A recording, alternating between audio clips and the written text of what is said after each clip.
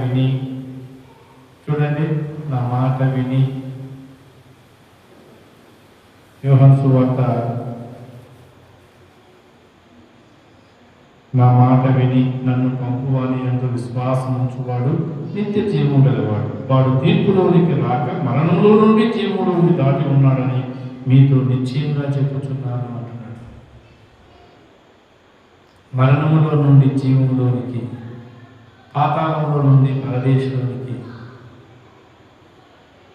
నరకములో నుండి పరలోకానికి దేవుడు ఎంత ఇస్తున్నాడు, ఎలా మనల్ని హెచ్చరిస్తున్నాడు, ఎలా సరి చేసుకోమంటున్నాడు, ఎలా సరిదిద్దుకోమంటున్నాడు, ఎలా మెలుపు కలిగి జీవించమని చెప్తున్నాడు.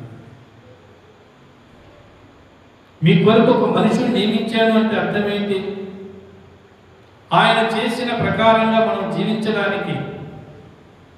ఇదిగో లోక పాపములను మోసుకొని పోవు దేవుని గొర్రెపిల్లని యోహాను భక్తుడు తెలియజేస్తున్నాడు.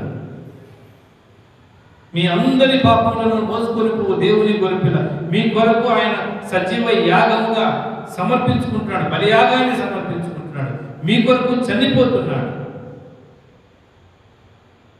మీ పాపముల కొరకు, మీ అపరాధముల కొరకు, మీ దోషముల కొరకు ఆయన చనిపోతున్నాడు. మీరు దేవుని నమ్మటం లేదు కాబట్టి ఆ నమ్మకం మీకు మరణాన్ని చూపిస్తుంది, పాతాళాన్ని చూపిస్తుంది, వేదనకరమైన స్థలం చూపిస్తుంది.